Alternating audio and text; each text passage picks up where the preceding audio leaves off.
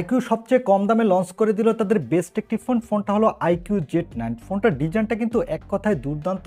এখানে দেওয়া হয়েছে এই বাজেটের সবথেকে বেস্ট একটা গেমিং প্রসেসর, সাথে থাকছে AMOLED display, high refresh rate, এরকম সব দুর্দান্ত ফিচার দিয়ে ফোনটি লঞ্চ করেছে মাত্র 18,000 টাকায়। আজকের এই ভিডিওতে এই দুর্দান্ত ফোনটি নিয়ে ফুল ডিটেল জানাবো, সাথে জানাবো ফোনটি কবে বাংলাদেশের মার্কেটে পাওয়া যাবে এবং বাংলাদেশে কত দামে পাওয়া যাবে। চলুন তাহলে আর কথা না বাড়িয়ে সরাসরি চলে যাই মূল ভিডিওতে। তবে মূল ভিডিওতে যাবার আগে আপনাকে বলবো ভিডিওতে একটি লাইক দিয়ে চ্যানেলটি সাবস্ক্রাইব করে আমাদের সাথে থাকুন। প্রথমে এই ফোনটির লুক ও ডিজাইন নিয়ে কথা বলবো। এই ফোনটির ব্যাক প্যানেলটি ফ্ল্যাট এবং এই ফোনটির ব্যাক প্যানেলে দেওয়া হচ্ছে গ্লোসি ফিনিশ, আর এই গ্লোসি ফিনিশ দেওয়ার ফলে আলো পড়লে লাইট রিফ্লেক্ট করে, যা দেখতে কিন্তু খুবই ভালো লাগে। এবং এখানে থাকছে ডুয়াল ক্যামেরা সেটআপ। আর এই ফোনটির বডি ফ্রেমটি হলো বক্সি শেপের। ফোনটির নিচের দিকে থাকছে speaker, USB type C port, microphone আর সিম কার্ড ট্রে। এখানে ন্যানো সিম কার্ড দেওয়া হয়েছে। আর ডান সাইডে থাকছে পাওয়ার বাটন এবং ভলিউম আপ ডাউন বাটন। উপরের দিকে থাকছে সেকেন্ডারি নয়েজ ক্যান্সেলেশন মাইক, আর ফ্রন্টে থাকছে একটি middle console selfie camera. Overall ফোনটার লুক ও ডিজাইন কিন্তু এক কথায় দুর্দান্ত। ফোনটির থিকনেস হলো 7.8 মিলিমিটার, ওয়েট হলো 186 গ্রাম। আর ফোনটিতে দেওয়া হয়েছে IP54 এর রেটিং, যার ফলে ফোনটা হালকা পাতলা পানিতে ভিজলে বা ধুলো বালুতে তেমন একটা সমস্যা হবে না। ওভারঅল ফোনটির লুক ও ডিজাইন আমার কাছে বাজেট বিবেচনায় এক কথায় দুর্দান্তই লেগেছে। এবারে কথা বলবো এই ফোনটির ডিসপ্লে কোয়ালিটি নিয়ে। এই ফোনটির ডিসপ্লেটির সাইজ হলো 6.67 ইঞ্চি মাপের একটি full HD plus AMOLED display, সাথে থাকছে 120 হার্টজ রিফ্রেশ রেট এবং এই ডিসপ্লেটির পিপিআই ডেনসিটি হলো 446 এবং পিক ব্রাইটনেস হলো 1800 নিটস।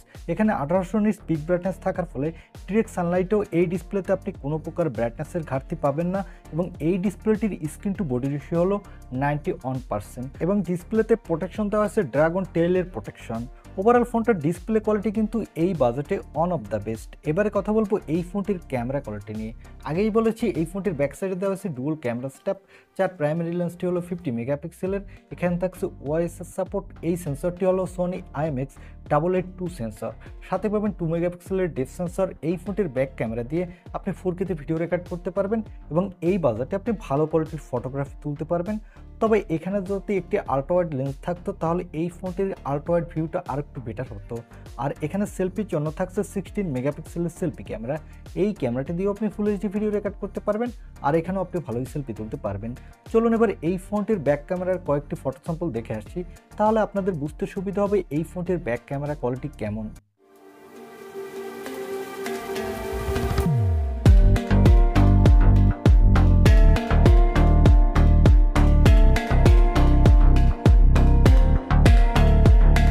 ব্যাক ক্যামেরার ফটো স্যাম্পল থেকে আমার কাছে মনে হয়েছে এই ফোনটির ব্যাক ক্যামেরা কোয়ালিটি এই বাজেট হিসেবে ঠিকঠাকই আছে।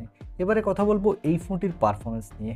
এই ফোনটির পারফরমেন্সের জন্য থাকছে মিডিয়াটেকের ডাইমেনসিটি 7200 প্রসেসর। এই প্রসেসরটির up to clock speed 2.8 GHz।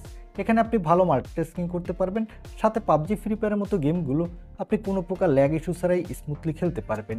আর এই ফোনটিতে আউট অফ দ্য বক্স থাকছে FantaSOS 14 এবং অ্যান্ড্রয়েড 14। আর সিকিউরিটির জন্য থাকছে আন্ডার ডিসপ্লে অপটিক্যাল সেন্সর। এই সেন্সরটি কিন্তু ভালোই ফাস্ট আছে। এবং ব্যাটারির জন্য থাকছে 5000 mAh এর একটি ব্যাটারি, সাথে থাকছে 44 ওয়াটের একটি ফাস্ট চার্জার। এখানে 0 থেকে 50% চার্জ আপনি 30 মিনিটে ফুল করে নিতে পারবেন। আর ফোনটি মার্কেটে দুইটি কালার ভেরিয়েন্টে পাবেন এবং দুইটি র্যাম ভেরিয়েন্টও পাবেন। এর বেস ভেরিয়েন্টটি হলো 8128 GB আর টপ ভেরিয়েন্টটি হলো 8256 GB। এখানে দেওয়া হয়েছে LPDDR4X র্যাম, সাথে থাকছে UFS 2.2 স্টোরেজ। এবারে আসি এই ফোনটির প্রাইজিংয়ে। এই ফোনটির 8128 GB ভেরিয়েন্টটির দাম রাখা হয়েছে ইন্ডিয়ান মার্কেটে 17,999 রুপি এবং এর 8256 GB ভেরিয়েন্টটির দাম রাখা হয়েছে 19,999 রুপি। তবে এই ফোনটি বাংলাদেশে অফিসিয়ালভাবে পাওয়া যাবে না, বাংলাদেশে আপনি আনঅফিসিয়ালভাবে কিনতে পারেন। এর বেস ভেরিয়েন্টটি আনঅফিসিয়াল মার্কেটের দাম হতে পারে 26 থেকে 27,000 টাকার মধ্যে এবং এর টপ ভেরিয়েন্টটির দাম হবে 30,000 টাকা প্লাস। আমার মনে হয় আপনারা যারা সুন্দর লুক ডিজাইনের পাশাপাশি বেস্ট গেমিংয়ের জন্য একটা ফোন কিনতে চাইলে তারা এই ফোনটি নিতে পারেন। তবে এই ফোনটির ক্যামেরা কোয়ালিটি কিন্তু ততটা ভালো না, তাই আপনি যদি ক্যামেরা ফোন কিনতে চান তাহলে এই ফোনটি আপনি নাও নিতে পারেন। এই ছিল IQOO Z9 এই ফোনটির রিভিউ। এখন এই ফোনটি আপনার কাছে এই দামে কেমন লেগেছে তা কমেন্টে জানাতে পারেন। আর ভিডিওটি ভালো লাগলে অবশ্যই একটি লাইক দিয়ে চ্যানেলটি সাবস্ক্রাইব করে আমাদের সাথে থাকুন।